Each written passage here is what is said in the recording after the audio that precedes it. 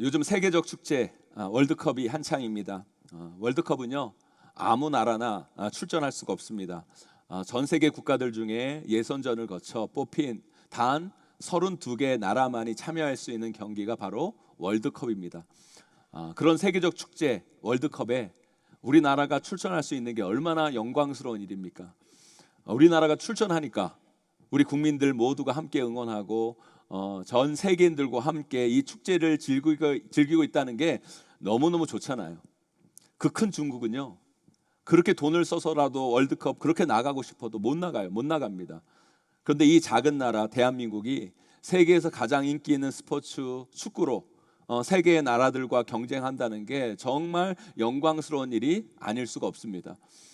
그런데 여러분 생각해 보세요. 우리는 이렇게 우리나라가 경기에 나가서 우리나라 나오는 경기를 관심 있게 보고 우리 선수들을 응원하는 것만으로도 영광스럽고 좋은데 그 월드컵 무대에 나가서 뛰는 선수들은 얼마나 영광스럽고 좋고 기쁠까요, 여러분? 물론 나름의 부담도 있고 책임감도 있겠지만 여러분 축구 선수로서 그 경기에 나가 뛴다는 건, 그 월드컵에 나가 뛴다는 건 정말 놀라운 영광이자 기쁨인 거예요, 여러분. 우리 교회에도 자녀들을 축구 선수로 키우는 분들이 꽤 계시는데요. 아이들이 엘리트 축구 선수로 자라서 우리나라 프로 K리그, 그것도 1군이 아니라 2군, 3군에서 뛰는 것도 여러분 쉽지가 않아요. 그 많은 엘리트 축구하는 선수들 중에서 여러분 K리그, 프로에 진입하는, 프로에서 들어가서 활약하는 비율이 여러분 몇 퍼센트인 줄 아십니까? 고작 0.7%. 100명 중에 1명도 안 된다는 거예요. 그런데 여러분 그 K리그 선수 중에서도 또 국가대표로 선발되어서 국대 게임에 출전하는 비율은 또 얼마인 줄 아십니까, 여러분? 0.05%. 엄청나죠. 엄청난 걸 뚫고 국가대표로 뽑혀서 월드컵에 나가는 건 너무너무 어려운 거라는 거예요. 2002년 한일 월드컵 때 여러분 이탈리아전 역전골을 넣은 안정환 선수 있잖아요. 그죠? 반지세모를 기억나세요, 여러분? 안정환 선수에게 누가 선수들이 월드컵에 나간다는 거 선수들에게 어떤 의미가 있습니까? 물어봤을 때 그 안정환 선수가 이렇게 대답을 하더라고요. 잠깐 영상을 보시죠. 그만큼 좀 선수들한테는 월드컵에 나간다는 것 자체가 좀 어떤 의미인지 궁금해요. 월드컵을 간다는 거? 네. 너 왜 축구하니? 네. 다 보면 한 두 가지. 국가대표가 되고 싶어요. 그다음에 누구처럼 손흥민 선수처럼 되고 싶어요. 딱 거의 다 두 가지야. 네. 저는 그냥 프로까지만 하고 싶어요. 이런 선수 아무도 없어. 저는 모르겠어요. 나중에 천국 갈지 안 갈지 지옥 갈지 모르겠지만 천국이 있다면 국가대표의 그 발표에 된다는 건 천국 가는 느낌이 아닐까. 그 정도. 그만큼 정말 누구나 갈 수도 없는 거고 0.04%에 들기 위해서 얼마나 노력했겠습니까, 사람들이. 여러분 아니 그 축구가 뭐라고요, 여러분? 그 축구에서 월드컵 나가는 걸 뭐라고 그래요, 여러분? 천국 가는 것 같다. 천국에 왜 여러분 비유합니까? 어떻게? 그만큼 뭐예요, 여러분? 그건 참 영광스럽고 기쁘고 행복한 것이라는 걸 그는 말하고 싶었던 거예요. 많은 사람들이요 축구를 좋아하고 축구를 합니다. 그리고 자신을 축구인이라고 말하는 분들이 꽤 계세요. 그런데 어떤 사람은요 그 축구를 조기 축구 수준으로 좋아하면서 취미로 하시는 분들이 계세요. 그런가 하면 어떤 분들은 엘리트 전문 선수가 되어서 중학교, 고등학교 선수로 뛰는 그런 분들도 계시고요. 또 어떤 분들은 거기서 또 잘해서 또 K리그 프로팀에 뽑혀서 선발되어서 거기 들어가서 많은 프로팀 서포터즈들 응원을 받으며 축구를 하는 분들도 계시고요. 거기에 더해서 어떤 분들은 어때요, 여러분? 국가대표까지 선발되어서 월드컵 무대를 밟고 전 세계 사람들이 보는 앞에서 축구를 하고 온 국민의 응원을 받으며 축구를 하는 사람도 있다는 거예요, 여러분. 다 똑같은 축구인이고 다 똑같이 축구를 해도 차이가 있죠, 여러분. 차이가 있는 거예요. 그런데 그 차이는 작은 게 아니라 엄청난 차이인 거예요, 여러분. 사랑하는 성도 여러분. 그런데 비단 축구만 그럴까요, 여러분? 우리 신앙에는 그런 차이가 없을까요? 아니요. 우리에게도 그런 차이가 존재한다는 거예요. 우리 신앙인들에게도 그런 차이가 존재한다는 겁니다. 여러분, 우리들은 다 신앙인들 아닙니까, 여러분? 우리가 신앙이 있으니까 이 주일 아침 다른 곳 가지 아니하고 이 예배에 나와 하나님께 예배드리고 있는 거 아니에요, 여러분? 하지만 우리 모두가 다 신앙인이고 똑같은 신앙인이라고 여러분 다 같은 은혜, 다 같은 영광, 다 같은 기쁨을 누리고 사는 게 결코 아닌 거예요, 여러분. 다 달라요. 그 영광도 다르고 그 기쁨도 다르고 그 신앙인의 여러분 환희도 다른 거예요, 여러분. 근데 왜 다를까요, 여러분? 왜 다릅니까? 우리 신앙의 수준이 다르면 거기서 오는 영광, 거기서 오는 기쁨, 거기서 오는 은혜도 다 다를 수밖에 없다라는 거예요. 어떤 신앙인들은요, 조기 축구 선수처럼 신앙생활하는 사람이 있는가 하면 어떤 신앙인들은 그보다 수준 높게 전문 선수처럼 신앙생활하는 분도 계세요. 어떤 분들은 그보다 높게 프로 선수처럼 신앙생활하는 분들도 계시고요. 어떤 분들은 하나님이 세우신, 하나님이 뽑은 국가대표 선수처럼 신앙생활하는 분도 계시다는 거예요. 여러분, 아니 그 공 하나로 이리 뛰고 저리 뛰는 축구 선수들도 월드컵이라는 그 영광된 자리에 참여하여 축구를 하겠다고 여러분 그렇게 열심히 훈련하고 연습하고 재정을 쓰는데, 여러분 그 고귀한 믿음, 그 신앙, 하나님을 섬김에 있어서 우리들이 연약하고 부끄러운 모습으로 신앙생활을 하면 되겠냐고요, 여러분. 안 되죠, 안 되죠. 사랑하는 성도 여러분, 저는 오늘 성도님들, 특별히 오늘 이 예배에 참여하시는 귀한 한 분 한 분 여러분 모두가 이왕 믿을 거면, 이왕 신앙생활을 할 거면 정말 국가대표처럼 멋지고 영광스럽게 하나님 믿고 신앙생활 하시기를 주님의 이름으로 간절히 축원드립니다, 여러분. 우리가 왜 꼭 그렇게 믿고 신앙생활 해야 되는 줄 아십니까, 여러분? 우리가 겉으로 보기에는 똑같은 신앙인이고 똑같은 교인이고 결국 똑같이 천국 가는 것 같지만, 우리가 이 인생에서 경험하는 하나님이 주신 그 은혜와 기쁨과 그 환희와 영광과 행복은 크게 달라요. 다릅니다, 여러분. 마치 조기 축구하는 선수하고 프로 축구하는 선수하고 월드컵에서 국가대표로 뛰는 선수들하고 똑같이 축구하고 나름 기쁨도 있고 영광도 있고 뭐 환희도 있겠지만 그 기쁨과 영광의 수준에 차이가 있듯이 우리 신앙인들도 마찬가지라는 거예요. 똑같이 우리가 신앙생활하는 것처럼 보여도 우리가 어떤 모습으로 하나님 앞에 서고 우리가 어떤 모습으로 신앙생활을 하느냐에 따라 우리가 누리는 그 영광, 그 기쁨, 환희가 다를 수밖에 없어요, 여러분.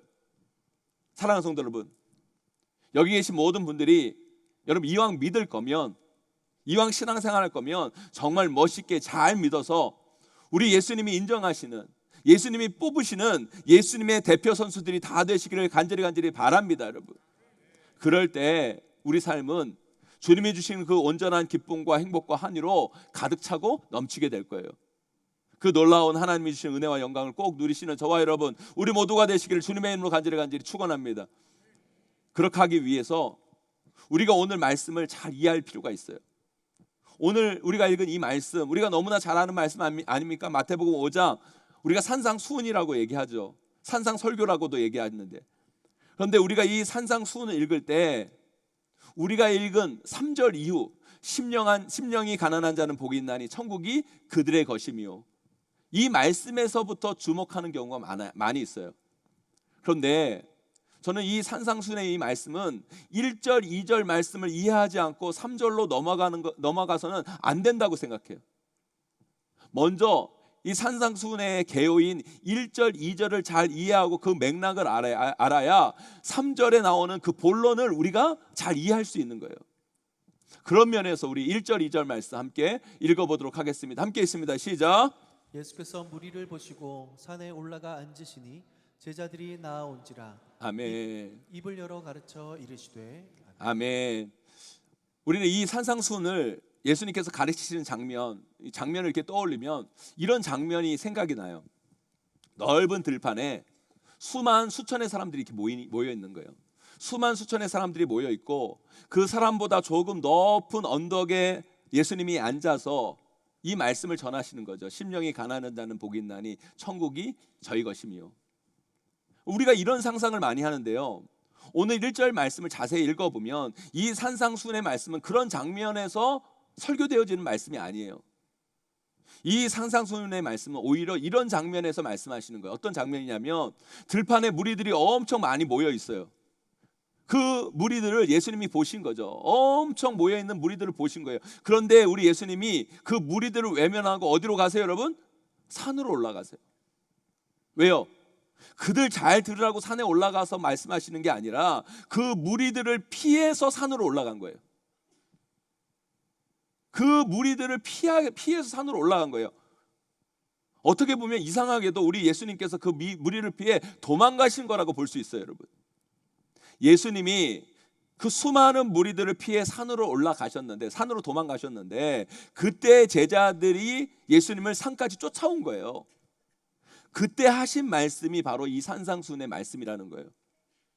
그렇다면 왜 우리 예수님은 예수님답지 않게 이상하게 그분이 긍휼히 여기시고 그분이 불쌍히 여기시는 그 무리를 피해서 굳이 산으로 올라가셨고, 왜 그들을 따라온 제자들에게만 이 말씀을 전하셨을까요? 이 산상수훈의 놀라운 말씀, 이 복된 말씀, 이 엄청난 말씀을 무리들에게는 결코 하실 수가 없었던 거예요.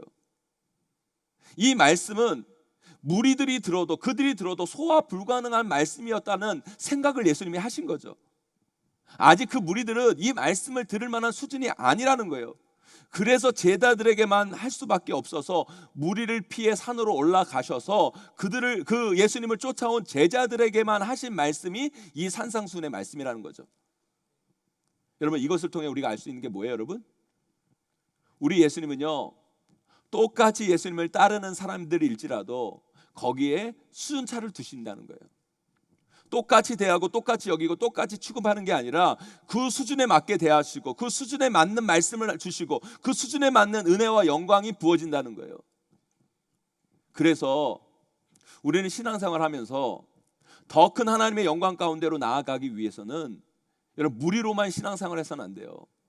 반드시 제자로 성장해 가야 돼요. 제자로 나아가야 돼요. 예수님이 뽑은 그 제자들처럼 우리가 그 수많은 무리들 중에 한 사람이 아니라 예수님이 뽑아 선택하신 제자로 우리가 세워져야 된다는 거예요. 하나님이 주목하는 그 한 사람, 하나님이 찾으시는 그 한 사람, 하나님이 불러 사명을 주시는 그 한 사람으로 세워져서 신앙생활하는 것이 바로 예수님 대표 신앙인이 되어가는 거예요, 여러분. 사랑하는 성도 여러분, 우리 모두 예수님 대표 신앙인이 됩시다, 여러분. 그럴 때 우리는 세상 어느 누구도 경험하지 못하는 하나님이 주신 놀라운 그 영광과 은혜와 그 기쁨에 참여할 수 있는 거예요. 마치 축구 선수가 그 월드컵 그 경기장에서 영광스럽게 서는 것처럼 우리 모두는 그보다 더 훨씬 큰 그 영광과 은혜 가운데로 나아가게 되는 것이죠. 여기 계신 한 분도 빠짐없이 예수님이 뽑으시는 대표 신앙인들이 되셔서 그 놀라운 영광과 은혜에 꼭 참여하게 되시기를 주님의 이름으로 간절히 축원합니다. 그렇다면 우리 신앙이 단지 무리에서 머무는 것이 아니라 예수님이 뽑아 선발한 그 대표 신앙인, 그 제자로 서기 위해서 우리가 어떻게 해야 될까요? 우리에게 필요한 게 뭘까요, 여러분? 첫째로요, 예수님이 나에게 주시는 그 말씀을 직접 가까이서 내가 들어야 된다는 거예요. 오늘 여러분들이요, 예배 드리러 오셨어요. 그리고 지금 이 자리에서 하나님 말씀을 듣고 계세요. 아멘. 그런데 누구의 입을 통해 하나님 말씀을 듣고 있어요, 여러분? 제 입술을 통해, 제 입을 통해 하나님 말씀이 지금 전해지고 있는 거예요. 여러분, 이 말씀을 듣는 게 너무너무 중요해요. 왜요? 믿음은 들음에서 나니까. 여러분, 이 말씀의 자리를 소중히 여기를 바랍니다, 여러분. 그리고 이 예배를 통해 여러분 말씀에 귀 기울이시고 말씀을 들어야 돼요. 그래야 여러분의 신앙이 성장해요. 그러나 어떻게 보면 저를 통해 전해진 이 말씀은 저를 통해 해석된 하나님의 말씀인 거예요.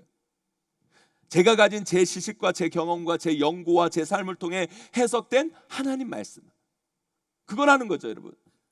그러니까 어떻게 보면 이 말씀은 제가 들은 하나님의 말씀이에요. 우리가 이 말씀을 듣는 것도 중요한데요, 여러분들이 무리에서 제자로 거듭나기 위해서는 제 입술을 통해 주시는 그 하나님 말씀도 들어야 되지만 여러분들이 직접 하나님의 말씀을 직접 들어야 돼요.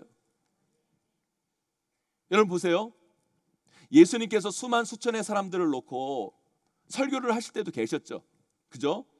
그 무리들을 놓고 여러분 그들을 먹이시고 그들에게 말씀을 전하실 때도 있었어요. 그런데 여러분 생각해 보세요. 수만 수천의 사람들이요 들판에 앉아 있어요. 그리고 예수님이 조금 높은 곳에 가서 말씀을 전했어요. 그러면 여러분 상상을 해보시라는 거예요. 그때 여러분 마이크가 있습니까? 여러분 무슨 앰프가, 스피커가 있습니까? 여러분 그 소리가 여러분 저 뒤까지 전달이 다 됐을까요? 그 무리들에게 다 들려졌을까요? 아마 안 들리는 곳이 훨씬 더 많았을 거예요. 그때 사람들이 그러는 거죠. 저분이 지금 뭐라고 그러는 거야? 물어봐. 그러면 사람들이 전해서 들려주는 말씀, 그 말씀이 그 수많은 무리들이 모였을 때는 그렇게 말씀이 아마 전해졌을 거라는 거예요, 여러분. 그래서 무리로 듣는 말씀은 직접 들려주는 경우가 드물 확률이 높아요. 그런데 예수님이 오늘 이 산상수훈의 말씀을 하실 때는 어떻게 하세요, 여러분? 그 많은 무리를 피해서 산으로 올라가세요. 그때 소수의 제자들이 따라 올라간 거죠. 거기서 예수님이 그 말씀을 전하신 거예요. 아주 소수에게, 아주 가까이에서, 그것도 직접 예수님이 그 사람 한 사람 아이 컨택을 하면서 눈을 마주치면서 하나님 말씀을 직접 전하고 있고, 그 제자들은 예수님의 말씀을 직접 가까이서 듣고 있는 거예요. 사랑하는 성도 여러분, 우리가 예수님의 대표 신앙인들이 되기 위해서 어떻게 해야 된다고요, 여러분? 예수님이 나에게 주시는 말씀을 누군가 다른 사람의 입술이 아닌 직접 아주 가까이에서 직접 예수님으로부터 들어야 된다는 거예요. 그러기 위해서 우리가 구체적으로 뭘 해야 될까요? 어떻게 할까요? 여러분들이 직접 성경을 읽으셔야 돼요. 여러분들이 이 성경 하나님의 말씀을 직접 읽으셔야 된다는 거예요. 여러분, 이 성경의 말씀은 하나님이 우리에게 주신 하나님 말씀이에요. 내가 먹어야 돼요. 그것도 날마다 내가 그 하나님의 말씀을 씹어 먹어야 돼요. 그러면 우리의 신앙이 맛있어지는 거예요.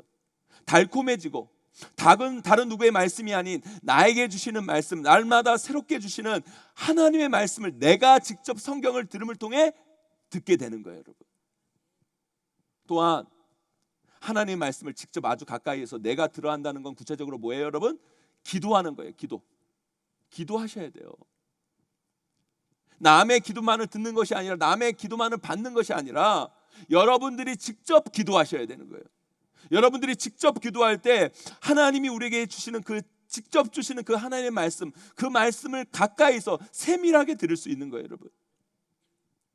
다른 누구에게 주시는 말씀이 아니라 나에게 주신 그 특별한 말씀, 나에게 주신 그 세미한 음성을 내가 듣고, 내가 알고, 내가 깨닫게 되는 거죠. 하나님의 말씀을 내가 직접 읽고 그 말씀에 근거하여 내가 직접 하나님께 기도하고 나아가는 것, 그것이 바로 하나님의 말씀을 아주 가까이서 직접 듣는 방법이라는 거예요. 사랑하는 성도 여러분, 예수님의 여러분 대표 신앙인으로 자라가기 위해서 여러분 예배에 나와 우리가 설교를 듣는 것만으로 끝나서는 안 돼요. 여러분이 직접 하나님 말씀을 읽어야 돼요. 여러분이 직접 하나님께 기도하셔야 된다는 거예요. 그때 하나님은 다른 누구의 말씀이 아니라 하나님의 그 놀라우신 말씀을 여러분들에게 직접 들려주시고 깨닫게 하시고 알려주실 줄 믿습니다, 여러분.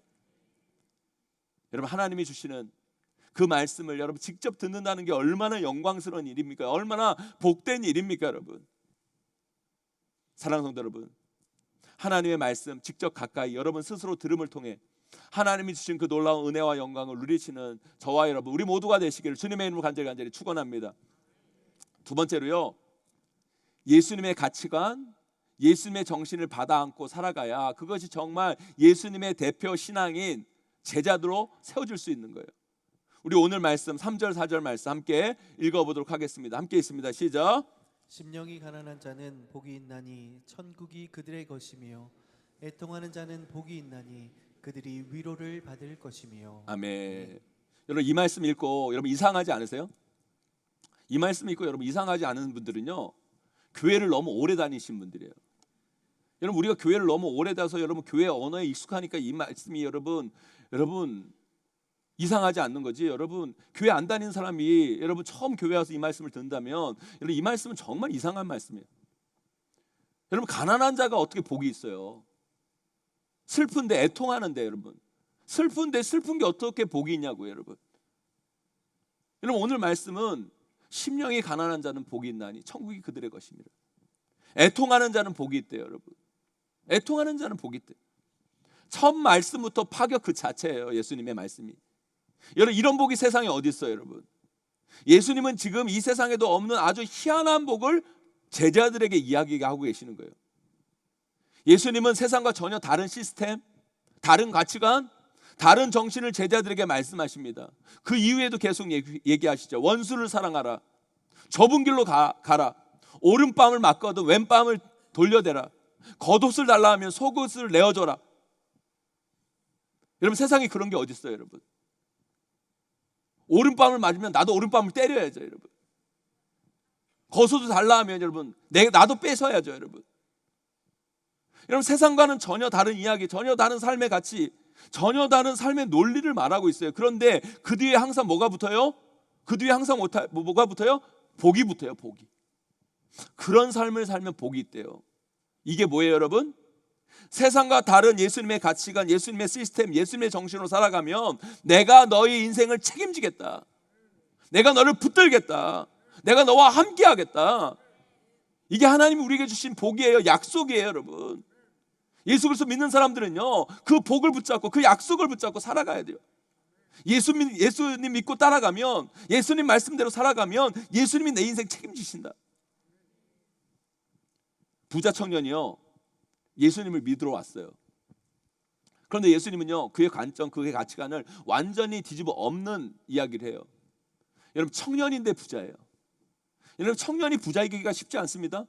그렇죠, 여러분? 인생을 별로 안 살았는데 부자예요, 여러분. 여러분 이 청년이 여러분 자수성가해서 부자가 됐다고 생각해 보세요. 여러분 어떻게 부자가 됐을까요? 그 머리에 떠오르는 건 돈. 돈도요 누가 버는 줄 아십니까? 돈에 관심 있어야 돈을 버는 거예요, 여러분.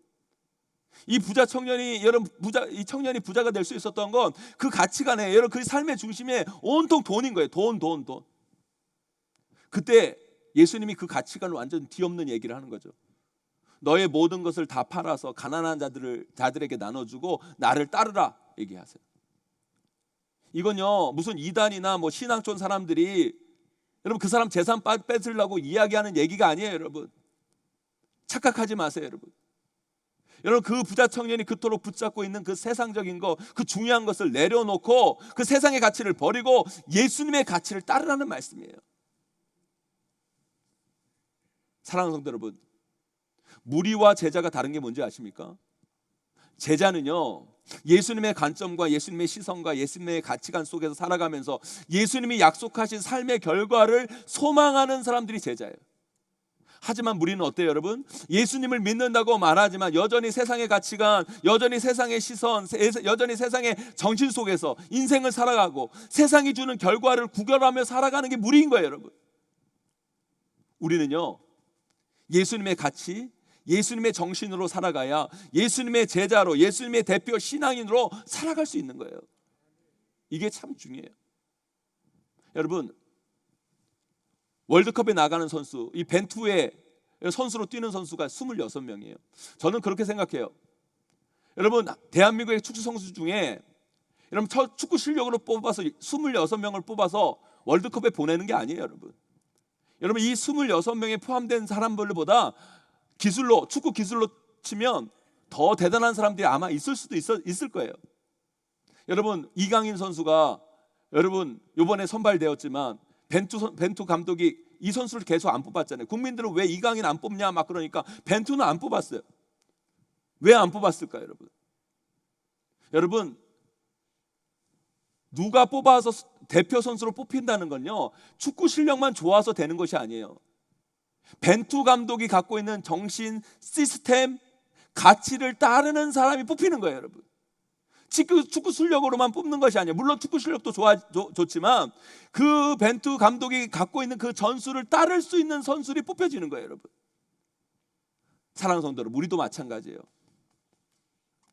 우리가 교회 생활 열심히 한다고 예수님의 제자가 다 되는 게 아니에요. 어떤 정신과 어떤 가치관과 어떤 자세로 예수님을 따르느냐에 따라서 우리는 예수님의 대표 선수가 될 수 있는 거예요. 우리의 관점을 바꾸지 않고는 예수님의 대표 신앙인이 될 수 없어요, 여러분. 관점이 바뀌어야 돼요. 우리의 가치관이 바뀌고 우리의 기대와 소망이 바뀌어야 우리는 무리가 아닌 예수님의 제자로 세워지게 되는 거죠. 세상의 가치를 벗어던지고 예수님의 가치를 따르는 예수님의 대표 신앙인들로 우리 모두가 세워지기를 주님의 이름으로 간절히 축원합니다, 여러분. 마지막으로요, 예수님의 사명이 내 사명이 되어 살아가는 인생이어야 된다는 거예요. 제자는요, 예수님과 함께 하나님의 나라를 이루어가는 사람들이에요.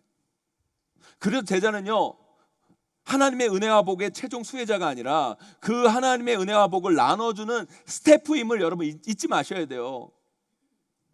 제자가 된 우리는 하나님의 그 은혜와 복의 마지막 수혜자가 아니라 그 은혜를 가지고 나아가는 전달자인 거예요. 전달자. 예수님께서 오병이어의 기적을 베푸죠. 여러분, 오병이어의 기적을 베푸실 때 떡을 받아 먹은 사람들이 있고 떡을 떼어준 사람들도 있어요. 여러분, 떡을 받아 먹은 사람들은 누구예요? 여러분, 떡을 받아 먹은 사람들은 누구예요? 무리들. 2만 명이나 되는 무리들이 떡을 받아 먹은 사람들이에요. 그런데 떡을 떼어준 사람들이 있어요. 여러분, 떡을 떼어주는 사람들은 누구예요? 여러분, 제자들이에요. 여러분, 제자들이 떡을 떼어준 거예요.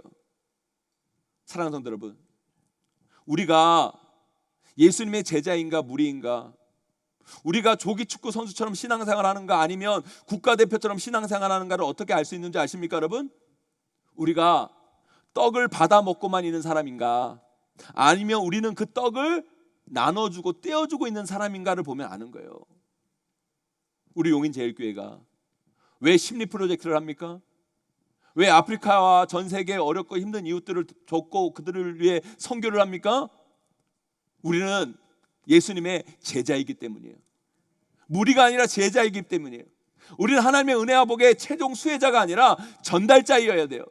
우리가 가진 거, 우리의 은혜와 복을 떼어줘야 돼요. 떼어줘야 되는 거예요, 여러분. 그렇기 때문에 때로는 제자는요, 피곤할 수 있어요. 예수님의 대표 신앙인이 되는 건 부담이 되는 일이고 책임이 따른 일이 될 수 있어요. 그래서 신앙생활 하다 보면 나도 모르게 무리로 돌아가고 싶은 유혹이 우리 가운데 생겨요. 힘드니까. 왜 연말 되면 많은 교사들이나 봉사자들, 교회 봉사자들이 이런 말들을 많이 합니다. 목사님, 저 올해 한 해만 쉴래요. 저 피곤해요. 힘들어요. 저 그만할래요. 이게 뭐예요, 여러분? 물론 쉼이 필요하고 회복이 필요한 것도 있겠지만 여러분, 대부분의 신앙생활 하는 사람들은 어떤 유혹에 빠지냐면 무리가 되고 싶은 유혹이 있어요. 무리가 되고 싶은 유혹. 우리 모두가 무리가 되고 싶은 유혹이 있다라는 거예요. 그냥 우아하게 믿어보고 편하게 믿어보고 싶은 유혹이 우리 가운데 있어요, 여러분. 그러나 제자는 그러면 안 돼요. 여러분, 이거 아셔야 돼요. 무리는 편안할지는 모르겠지만 행복하지 않아요. easy going. 무리는 쉽게 신앙생활할 수 있을지 모르겠지만 여러분, 무리들은요, 신앙에 있어서 영혼 섬김을 통해 주신 그 놀라운 하나님의 영광과 은혜는 결코 맛볼 수가 없는 거예요.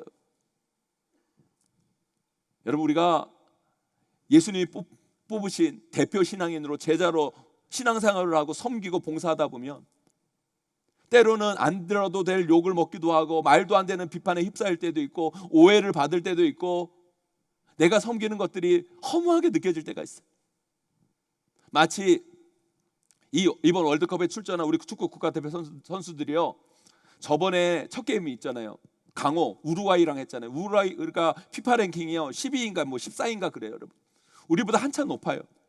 그런데 그 우루과이 팀하고 비겼으니까 괜찮지만요, 내일 가나는요 우리나라보다 여러분 랭킹이 훨씬 뒤거든요, 여러분. 그 가나안 경기 져보세요, 여러분. 그 전까지 칭찬 온데간데 없고 난리 날 거예요, 여러분. 그게 축구냐? 내가 차도 그것보다 더 낫겠다. 벤투 갈아라. 선수들이 헝그리 정신이 부족해서 졌다. 내일 경기 지어보세요, 여러분. 난리 나요, 여러분. 여러분, 대표로 살아갈 때는요, 때로는 비난하는 사람들도 있고 욕하는 사람도 있고 엄청난 부담이 있는 거예요. 그런데 여러분, 그렇다고 그 영광의 길을 누가 포기할 수 있겠습니까? 그런 비난의 소리를 듣는다고 우리 축구 국가대표 선수들이 이제 나 그런 소리 듣기 싫으니까 국가대표 안 할래. 나 그런 비난 받기 싫어서 이제 앞으로 월드컵 안 나갈래. 이런 사람이 어디 있어요, 여러분? 실력이 안 되고 안 뽑아줘서 못 나간 사람들이 있죠, 여러분. 그런 사람은 없는 거예요, 여러분. 사랑하는 성도 여러분, 우리도 마찬가지인 거예요. 우리가 하나님의 은혜의 수혜자가 아니라 전달자로 살아가다 보면 때로는 힘들고 오해받고 비난받을 때가 있어요. 그러나 그것이 무서워서, 그것이 두려워서 제자의 삶, 예수님이 뽑으신 대표 신앙인의 삶을 포기한다는 건 그건 정말 어리석은 거예요. 그것에 굴하지 않고 우리에게 주신 그 하나님의 은혜와 복을 나누는 제자의 삶을 끝까지 살아가다 보면 결국 하나님이 주시는 세상 어느 것에서도 경험하지 못하는 하나님의 영광과 은혜와 기쁨과 감격과 행복을 우리 삶 가운데 반드시 누리고 맛보고 경험하게 될 줄 믿습니다. 여러분, 그 은혜를 경험하셔야 돼요. 사랑하는 성도 여러분, 예수님의 대표 신앙인으로 예수님 사명 붙들고 살아가다가 당하는 고난, 환난을 여러분 두려워하지 마세요. 그리고요, 여러분 앞에 뽑혀서 선발되어진 하나님의 대표 선수로 살아가시는 저와 여러분 되시길 간절히 소망합니다. 우리 교회 곳곳에서 봉사하고 헌신하는 많은 분들, 얼마나 귀하고 아름다운지 몰라요. 여러분, 그분들이 바로 예수님이 뽑으신 대표 신앙인들이에요. 우리가 그런 신앙인으로 자라나야 돼요. 그런 제자들로 자라나야 돼요. 그러나 때로는 여러분 그것을 하다 보면 힘들 때도 있어요. 여러분, 안 들어댈 욕을 들을 때도 있어요. 여러분, 그것을 뚫고 나아갈 때 우리는 하나님이 주시는, 그런 사명자에게 주시는 그 놀라운 영광과 기쁨과 감격을 반드시 경험하게 될 것입니다. 여러분, 그 놀라운 체험을 여러분의 신앙과 삶 가운데 반드시 해나가시기를 주님의 이름으로 간절히 축원드립니다. 이제 말씀을 정리합니다. 사랑하는 성도 여러분, 이왕 우리가 신앙생활하고 이왕 우리가 예수 믿을 거면 국가대표처럼 신앙생활 합시다. 여러분, 그러기 위해 우리는 이렇게 신앙생활해야 돼요. 하나님의 말씀을 직접 가까이서 들어야 돼요. 내가 하나님 말씀을 날마다 읽어야 돼요. 날마다 먹고 날마다 씹고, 여러분, 날마다 하나님께 기도하며 나아가는 삶, 그것이 바로 하나님의 말씀을 직접 가까이서 듣는 제자의 삶인 거예요. 두 번째로요, 예수님의 가치, 예수님의 정신으로 살아가셔야 돼요. 세상의 가치를 쫓는 자들이 아니라, 예수님을 믿는다고 얘기하면서 세상의 가치를 쫓는 사람들이 아니라 예수님의 가치로 완전히 세상을 다르게 보는 사람, 세상을 완전히 뒤집어 보는 인생이 무리가 아닌 예수님의 대표 신앙인의 삶을 살 수 있는 거예요. 마지막으로 예수님의 사명이 내 사명이 되며 살아가야 우리는 예수님의 제자가 되는 거예요. 우리는 은혜의 최종 수혜자가 아닙니다.